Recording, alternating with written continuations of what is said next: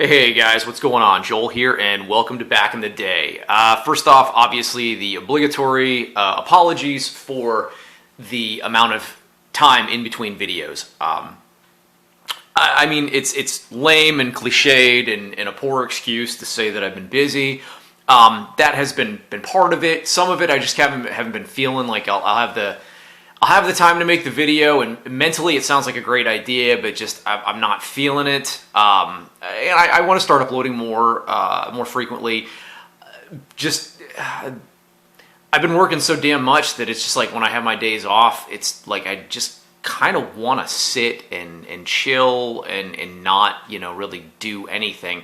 But I got to get myself out of that funk because I've been looking at my channel and the my sub counter has been staying at like just south of 250 subs, and I want to grow it up more, and I'm trying to hit that 500 sub threshold. It's the next goal for me. So this was actually a video. I'd started recording this a few weeks ago. I'd wanted to do this because of it being literally the 30th anniversary of the Super Nintendo and Super Mario World.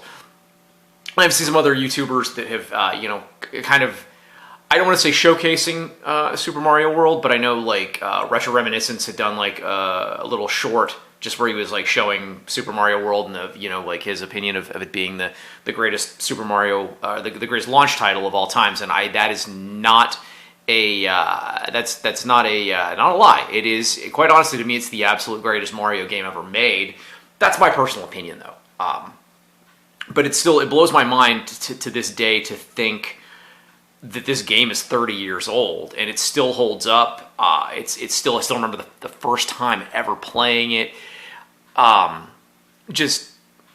never played a Mario game like this since. I've had some that have been kind of similar, perhaps. New Super Mario Bros. U, I thought was really good. I really enjoyed Mario Galaxy, but those are... or not Mario Galaxy, Super Mario Odyssey, but nothing that really captured Super Mario World, the magic. I mean, like, this is my all-time favorite Mario game, like, ever. I can play through this game over and over and over again. I know that in terms of, like, the greatest, people's opinions on the greatest Mario games, a lot of people will go with Super Mario Bros. 3. And I mean, Mario 3 is a great game. It was a game changer. But for me, I personally feel this was the game changer because this was the next gen for Nintendo and the next gen for Mario. So, to be completely honest, I think that's why it stands out to me as just being just the quintessential, like the absolute, like to me it's a perfect game, absolutely perfect. There's no flaws with this game at all. When Nintendo really was striving to create a great Mario title, they pulled out all the stops on this one, and it's fantastic. So I wanted to, in honor of the 30th anniversary of Super Mario World and the Super Nintendo as well, I wanted to unbox this. Like I said, I wanted to do it a few weeks ago where it was actually closer to the, true release date of Super Mario World and the Super Nintendo. But, it was funny. I started recording it, I got partway through, and then the dog started barking and completely fucking ruined my entire video. So I got him quieted down, started re-recording, it was back to the same thing, and I was like, you know what, fuck it, I don't feel like doing this right now. So, that being said, I'm going to go ahead and I'm going to get into this. Now, I will, full disclosure on this, this is not the original box. This is actually a reproduction box. I'm not one for reproduction boxes because I feel that they can really affect the market, and there's a lot of scumbags that will get reproduction boxes and try to sell, pass them off as being authentic. I only bought this reproduction box because I had the cartridge and I wanted to keep it in a box. I wanted, an actual box for it. I thought, all right, well, if I ever do get rid of the game, I will make sure to let somebody, that this is a reproduction box. All the contents inside, though, are all original. The instruction manual, the inserts, the baggie, the tray, that's all original. It's just the box itself.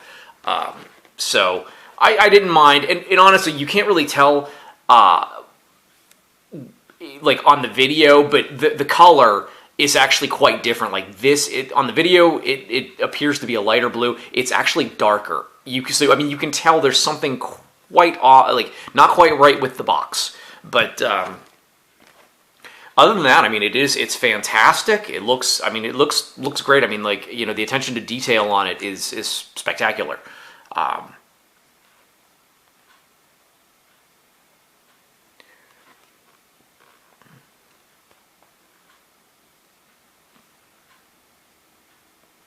All right, so let's go ahead and open this up then. I still remember the first time ever playing this game too, at my buddy Mike's. Mike was the kid. He got the Super Nintendo on launch. He saved up all that year, Christmas money and birthday money, and he bought the Super Nintendo at launch. So here we have just the empty box. So we've got just the precautions, warranty.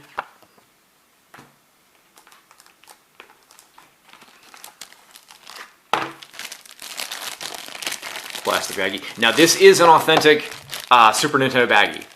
When I had done my sealed unboxing of Vegas Stakes, see this actually came with like this kind of like aftermarket plastic bag.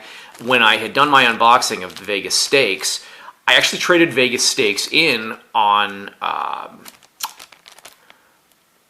think I've store credit, cartridges galore. But what I did was I swapped the baggies out.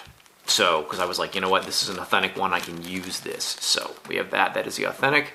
And here we have the game itself. It's nice and clean. Just absolutely, I love this game.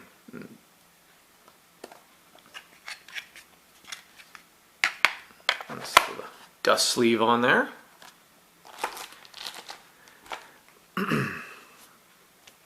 And the manual, which the manual's not in bad shape.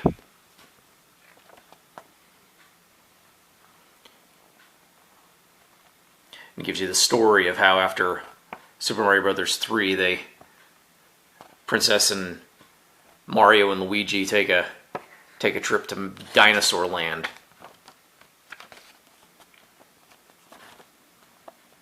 This was so just, man, brings back memories. That is still one of my all-time favorite pictures. I want that tattooed, actually, because Cape Mario is my favorite Mario power-up,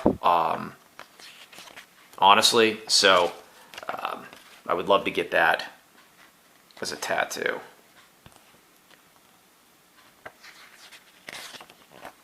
I remember going to Mike's house. It was on a Thursday night, and I was just completely blown away with the game. And I remember I couldn't sleep that night. I went home, and I couldn't sleep. And the next day after school, my dad and I packed up, because my mom had come down here to Pennsylvania to my aunt's, and we packed up. We drove down, and we spent the weekend. We went to this place called Kettle Creek. And I remember telling my mom, like, I was like, oh my gosh, Mom, I said, the Super Nintendo, it's amazing. I wanted the Super Nintendo so bad. That for me was when I was like, all right, I don't want the Genesis anymore. I want the Super Nintendo. And I did end up getting one. It was a few months later. How I got it was an interesting story. I had sold off, over the summer of 1991, I had sold off all of my Nintendo games and my NES action set. Got rid of all of it. And I wanted a Sega Genesis.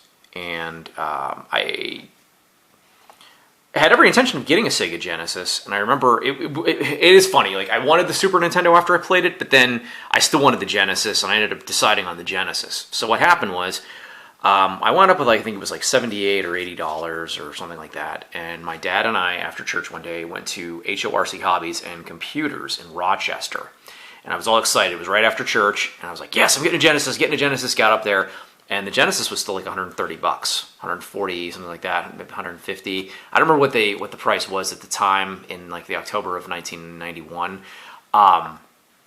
but I didn't obviously have enough. And my dad said, well, look, just hold on to your $80 and then we'll get you the Genesis for Christmas. We'll split the difference and, we'll get you the Genesis. No. I had to walk out of there with something, and I walked out with a TurboGrafx 16 because they had one for sale for $76 with Keith Courage and Alpha Zones. So, because Lord forbid if I walked out of that store without purchasing anything, and that began my love affair with the TurboGrafx 16, which I only had for a few months, and then my buddy Tony Rosada actually bought that from me, and then I used that money and all my Christmas money, my birthday money, and I got a Super Nintendo. My dad actually, I remember he chipped in $20, and I got my Super Nintendo in March of 1992. So like 6-7 months after the launch. But it's funny. I have I have way more NES games, and there's something so iconic about NES games, just the boxes and the box art. But the Super Nintendo is actually, I prefer the Super Nintendo in terms of the system much more than the regular NES.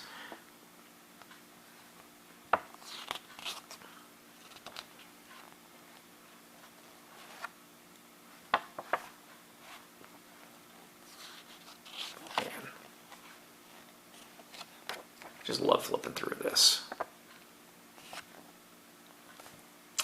All right, guys. Well, I want to thank you so very much for sitting through this unboxing. Hope you enjoyed it. I do have some other videos that I want to be doing here coming up.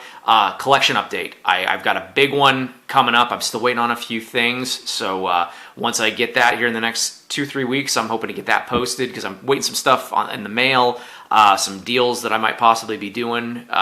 So when that's the case, I'll get everything all piled up and do a collection update video for you. So, all right, guys, I want to thank you so much for watching, and until the next video, you guys take it easy.